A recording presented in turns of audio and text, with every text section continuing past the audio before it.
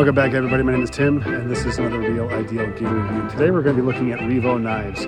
I've been a huge fan of the Revo RJ1, which is a fixed blade, and this is the one that I carry with me whenever I go hiking and hunting. It is a great knife, has a belly to it, the RJ1. Love the steel that's on here, and I love the little orange inlays on the scale as well. The G10 is nice and grippy on here. Love this knife. So I contacted Revo and I said, hey, there's a knife on your website that you want me to review, let me know. And they sent me the Ness. And it was almost like they read my mind because I love the Nessmuk, I think it's Nessmuk. I love this shape of the blade. It's great for skinning. It's great for a lot of things other than poking. This is not a real good poking knife, stabbing knife, self-defense knife. But for everything else, it does a great job. I love the design of this. And I've also been looking for orange scales on my knife because I tend to match watches and knives as much as I can, because why not? You know, you pull the knife out, matches your watch, kind of looks like a cool little deal there. So anyway, we're gonna take a look at this knife. I'm gonna go through and give you all the specs and just some video of me using the knife. The scales are already getting kind of dull, getting kind of dirty because it's a brighter scale, so it's gonna get dirty, which is fine. It's a user. This is not a safe queen. So let's take a quick look and I'll be right back. All right, let's talk a little bit about the details of this knife. Let's get into the blade, the scales, the cost, the comparisons, and then just some final comments at the end. So let's start off with the blade.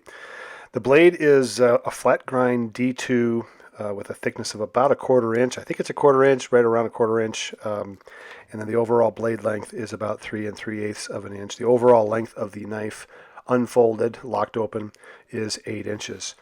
So to me, the proportions of this knife are really good. I love the length of it. I love the length of the handle for a good solid 4-finger grip. I like the thickness of the spine of the blade stock.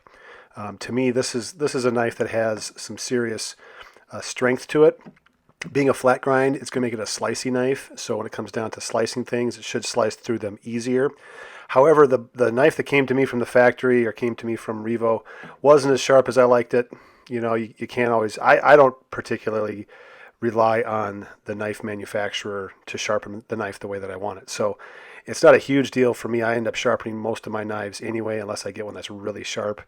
Falk kniving, that was one that really came in really sharp. But this knife it's okay when it comes in. It's sharp. It cuts through things. I'll show you some video clips here of cutting through some nylon strapping, paper, and also a tomato that was a little soft, but at the same time, if it's a really sharp knife, it should slice right through that, no problem. Because it's also a slicey blade, has a very thin, flat grind profile to the grind on it. So you know, the sharpness, is it a ding on the knife itself?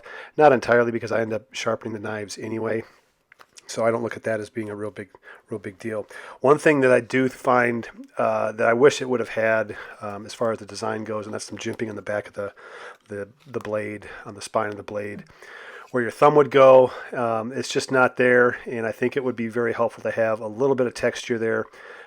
Also, if you reverse and put your index finger out on the edge of the spine there, something just to kind of steady your finger on the back of the blade, especially when you're putting a lot of pressure on it. So that to me is something that should be done. A number of knives that I have do have that in this price range, especially. Yeah, you know, that to me is something that it should come with.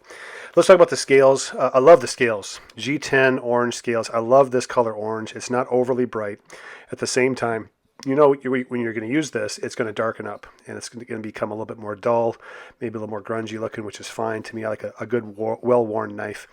That goes to the stonewash finish of the blade as well. I love the stonewash finish.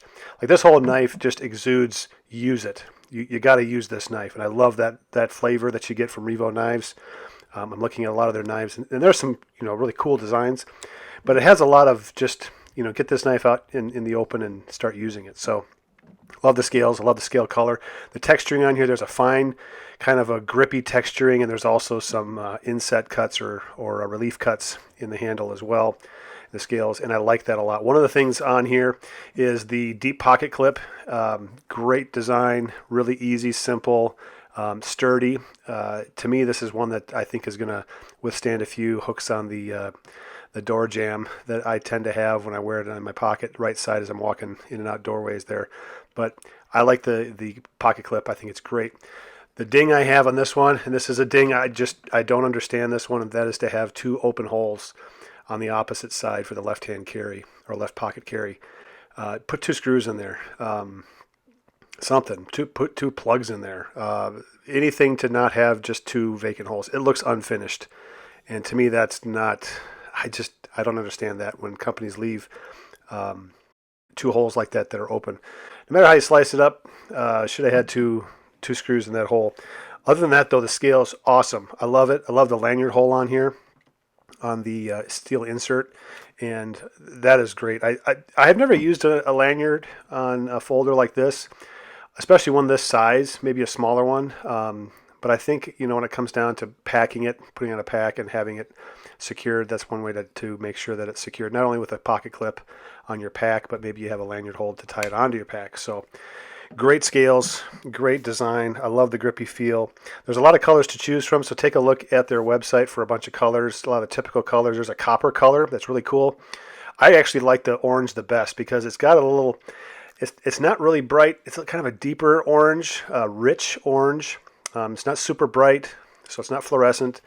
So for hunting, if you don't want to lose it anywhere, for the obvious kind of situations that you want to be able to find your knife, you don't want to have it, subdued colors or anything like that.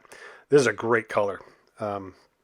Also, I like to match the color with my watch, and I'll say that again and again, probably throughout this video. But I'm a watch guy. I like to collect watches, wear watches, different kinds of watches. And when you have a watch that has a different color to it, like I have a Signum Cuda with an orange dial, I've been looking for a knife with orange scales. I've been looking for a Nessmuk blade. This fits the bill perfectly. So I absolutely love this combination with the watch too. So there's something there for, I think, everybody when it comes to colors. Reversible grip. I also like on the handle, you have a narrower neck up by the finger choil, and then you have a wider grip at the end.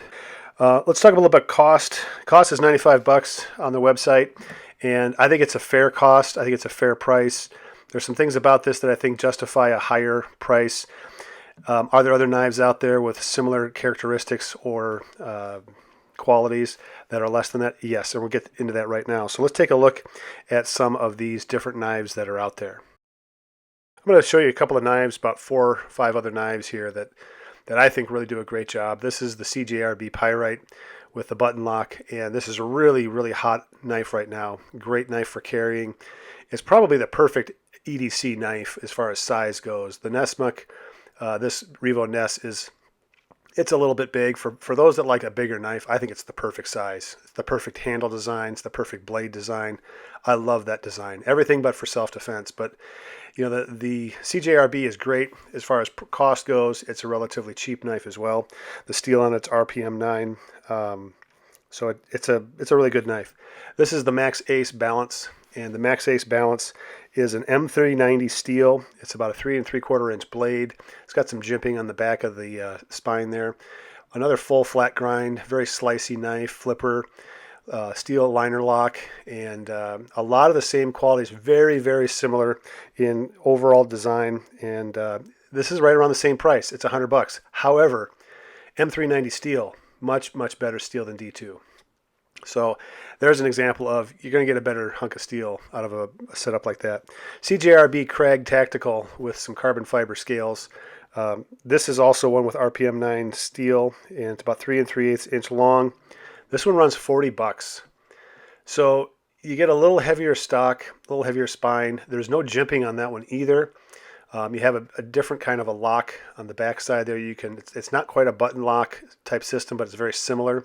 You grab that little knob and you pull it down, and I struggled just a little bit here trying to get it down. I haven't used it for a number of months, so it takes a little getting used to. It's a little different, but a flipper as well. So this is another comparable knife, but this one is only $40. So yeah, this is better steel, I think. The design is similar. It's kind of that bigger blade, wider overall pocket presence, but it does a great job, and I love the CJRB Tactical Krag. But I think you kind of see there's stuff above and below this knife overall. Here's the Tucson T388 or TS388, and you can see here this is D2 steel. The profile of the knife, it's a little bit more slender overall, has a very sharp belly to it, but look at the handle, how it has that bulb at the end, which I love. It's another flipper, has some jimping on the back. It's a heavier stock steel, so if you look at the spine, this is a heavier steel, but look at that grind down there. So when you compare these two are very close in price. The Tucson, let's see here, it's $60, so it's a little cheaper. It's a frame lock, and it's got, I think it's a milled clasp, a milled pocket clip as well. So you get some things out of there, but as far as the overall design, again, you're looking at knives that are different designs overall as well. So the overall design, I love the Revo Ness.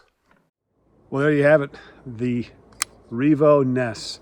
One of my favorite knives. I think this knife is going to be something that I use for a long, long time. I love the design of the blade, the flat grind, full flat grind. It comes in sharp from the factory, D2 steel. Yeah, it's you got to watch for the rust, but put a light coat of oil on it every now and then. You should be just fine. Plus, if you're using it a lot, you're not going to get rust on your blade, right? The handles are great. The deep carry pocket clip. Love the deep carry pocket clip. And the overall lockup of this. I have been pressing on this knife forever, trying to get it to crack just a little bit and wiggle. There is no play whatsoever in this knife. Love this knife. I love the design, the whole thing. So highly, highly recommend. Check it out in the description down below. Go to Revo, check out their knives. They've got some great knives. They've also got the fixed blade, the RJ1. And these two knives, by the way, they're pretty much identical as far as length. The RJ1's a little thicker stock, so it's a fixed blade. You're gonna get a little more heft out of this. Comes with a great Kydex sheath. So there you go. Check out Revo Knives. My name is Tim. This has been another Real Ideal Gear Review, and we'll catch you next time.